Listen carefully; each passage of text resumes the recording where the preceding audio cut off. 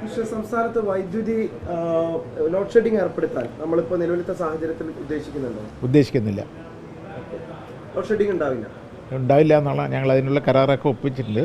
പക്ഷെ വലിയ വില കൊടുത്തിട്ടാണ്, വലിയ നഷ്ടം വന്നാലും ഇത് ഇല്ലാതെ കഴിക്കാനാണ് ശ്രമിക്കുന്നത്. പക്ഷെ കഴിഞ്ഞ ദിവസങ്ങളിൽ ഒരു അപ്രതീക്ഷിത ലോഡ് ഷെഡിംഗ് ഉണ്ടായില്ല, അത് ഏത് സാഹചര്യം? അതാണ് ഈ പവറിൻ്റെ ഉപയോഗം വല്ലാതെ 6 ഇരട്ടിയും 10 ഇരട്ടിയൊക്കെ വർദ്ധിപ്പിക്കുമ്പോണ്ടാകുന്ന ഡ്രിപ്പാകുകയാണ്. അപ്പോൾ ഒരു ട്രാൻസ്ഫറിൻ്റെ കീഴിൽ എത്ര വൈദ്യുതി ഉപയോഗിക്കുന്നുള്ളതിൻ്റെ ഒരു കണക്കുണ്ട്. അതിൻ്റെ 6 ഇരട്ടി 7 ഇരട്ടി ഉപയോഗിക്കുമ്പോൾ ഒരു AC പകരം 4 AC ഉപയോഗിക്കാനുണ്ടാകുന്ന അധിക വൈദ്യുതി വരുമ്പോൾ ഉണ്ടാകുന്ന മറ്റേ ലോഡ് ഷെഡിങ്, മറ്റേ പവർ ഓഫാവും. അപ്പോൾ വരുന്ന വിഷമങ്ങളാണിത് വരുന്നത്. അതെ, പീക്ക് അവറിൽ 15 ഉറുപ്പ്യ തൊട്ട് 20 ഉറുപ്പ്യ വരെ കൂടുതൽ കൊടുത്തിട്ടാണ് മേടിക്കുന്നത്. ഈ ദീർഘകാല കരാർ വെച്ചതിന് ശേഷമുള്ളത്.